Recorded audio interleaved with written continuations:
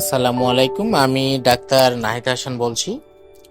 আজকে একটি অত্যন্ত গুরুত্বপূর্ণ বিষয়ে আপনাদের সঙ্গে আলোচনা করতে এসেছি। সেটি হচ্ছে বর্তমান সময়ের সবচেয়ে যে কমন গর্ভবতী মায়ের প্রসবের ব্যবস্থা, সেটা হলো সিজার হওয়া বা অপারেশনের মাধ্যমে বাচ্চা তার গর্ভ থেকে বের করে নিয়ে আসা। তো এই জিনিসটা আসলে বর্তমান সময়ে অত্যন্ত প্রকট হয়ে উঠেছে, অর্থাৎ নর্মাল ডেলিভারির সম্ভাবনাগুলো আস্তে আস্তে বিলুপ্ত হয়ে যাচ্ছে। তো এটি কেন হচ্ছে আসলে? আগে আমরা যদি পূর্বের দিকে লক্ষ্য করি, আমাদের আহ, মা, খালা, দাদি, নানির দিকে যদি একটু তাকাই, অর্থাৎ আগে যারা সন্তান প্রসব করেছেন তাদের কিন্তু এই সমস্যাগুলো কখনো হয়নি। তাদের সন্তানের পরিমাণেও ছিল বেশি, কিন্তু তারা সবসময় নর্মাল প্রসব করেছেন। কিন্তু বর্তমান সময়ে এসে এই সমস্যাগুলো বেড়ে যাওয়ার কারণ কি? গর্ভকালীন জটিলতাটা বাড়ার আসলে কারণটা কি?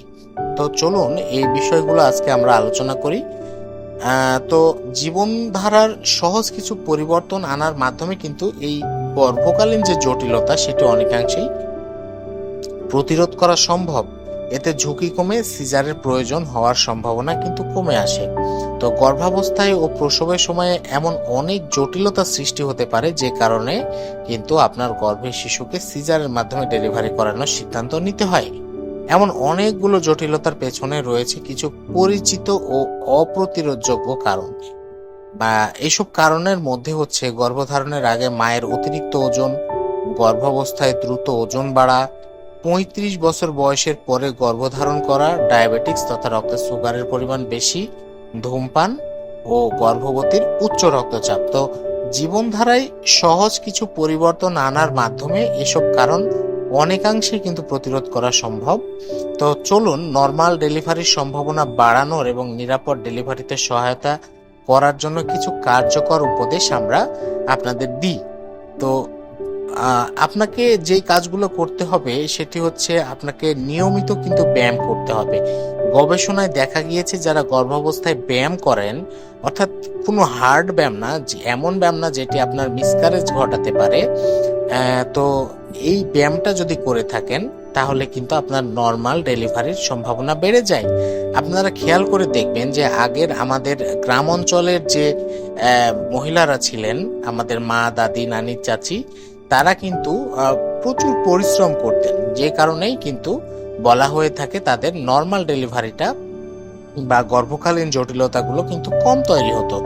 তো সিজার ও অন্যান্য যন্ত্রপাতির সাহায্যে কিন্তু ডেলিভারির প্রয়োজন আপনার কমে আসতে পারে যদি আপনি শিশু জন্মদানের আগে রেগুলার ব্যায়াম করেন। অর্থাৎ একটু হাঁটাহাঁটি করলেন, বেশি শক্তিশালী করে, মানে কোমর যে ভাঁজ করে যে ব্যায়ামগুলো আছে সেগুলো একটু করতে পারলেন। আপনি আপনার ডক্টরের সঙ্গে পরামর্শ করে যে ব্যায়ামটা আপনাকে করতে বলবে সেই ব্যায়ামটা কিন্তু আপনি করতে পারেন। এছাড়াও আপনাকে যেটি করতে হবে সেটি হচ্ছে পুষ্টিকর খাবার খেতে হবে। আহ, যে আমরা অনেক সময় দেখে থাকি যে আমাদের একটা কমন থিঙ্কিং আছে যে গর্ভধারণ করলে তাকে ডাবল খেতে হবে, প্রচুর খেতে হবে। এমনটা আসলে না। আপনি স্বাস্থ্যকর খাবার যদি পরিমিত পরিমাণেও খান, সেটি পুষ্টিকর খাবার খান, তাহলে সেটি আপনার জন্য যথেষ্ট। তো এই সময় আপনাকে অবশ্য অতিরিক্ত চিনি, তেল, চর্বি জাতীয় খাবারটি যতটা সম্ভব বাদ দিয়ে চলতে হবে। প্রচুর পানি খেতে হবে, পর্যাপ্ত পরিমাণে শাকসবজি এবং ফলমূল আপনি খেতে পারেন। তবে কোন ফল খাবেন, কোন ফল খেলে আপনার গর্ভকালীন জটিলতা বাড়তে পারে সে বিষয়ে আমরা নেক্সটে কথা বলবো। তো নিয়মিত গর্ভকালীন চেক আপ আপনার করতে হবে। আপনাকে অবশ্যই চেক আপ রেগুলারিটি মেনটেন করতে হবে। অনেক সময় বাচ্চার পজিশনটা ঠিক থাকে না, সে কারণে সিজারের আশঙ্কাটা অনেকটাই বেড়ে যায়। তো আপনারা চেক আপ করে ডাক্তারের সাথে পরামর্শ করে নেবেন আপনার গর্ভের সন্তানের অবস্থাটি আসলে কেমন আছে। তো সঠিক মাত্রায় ওজন বৃদ্ধি কিন্তু আপনাকে নিশ্চিত করতে হবে, অর্থাৎ আপনার এবং আপনার গর্ভের শিশুর সঠিক মাত্রায় ওজন বৃদ্ধি কিন্তু খুবই গুরুত্বপূর্ণ। লক্ষ্যমাত্রার তুলনায় ওজন বৃদ্ধির হার কম কিংবা যদি বেশি হয়, সেটি মা ও গর্ভের শিশুর জন্য বিভিন্ন ধরনের জটিলতা তৈরি করে।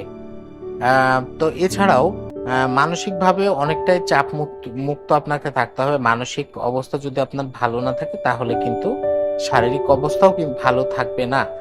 তো গর্ভকালীন বিশেষ স্বাস্থ্য পরামর্শ অবশ্যই আপনাকে মেনে চলতে হবে। তার মধ্যে আয়রন, ফলিক অ্যাসিড খেতে হবে। একটি কাজের জন্য একটানা বেশিক্ষণ দাঁড়িয়ে না থেকে ভারী জিনিস বহন এগুলো করা যাবে না। পর্যাপ্ত বিশ্রাম নিতে হবে, পর্যাপ্ত ঘুমাতে হবে, গর্ভাবস্থার বিপদচিহ্নগুলো জেনে রাখতে হবে এবং কোনোটি যদি দেখা দেয় অবশ্যই আপনাকে দ্রুত হাসপাতালে যেতে হবে। আর আগেই বলেছি অতিরিক্ত ক্যাফেইন, ধূমপান, মদপান এগুলো কিন্তু অবশ্যই বাদ দিতে হবে। এছাড়াও আমরা যেটি বলে থাকি সেটি হচ্ছে কেগেল এক্সারসাইজ। আমাদের দুই পায়ের মাঝখানে একটা পেশিবহুল পর্দার মতো থাকে, একে পেলভিক ফ্লোর বলা হয়। এটি জরায়ু, মূত্রথলি এবং নাড়িভুঁড়িকে সঠিক স্থানে ধরে রাখতে সাহায্য করে। বিশেষ করে গর্ভাবস্থায় বাড়ন্ত জরায়ুকে কিন্তু এটি সাপোর্ট দেয়।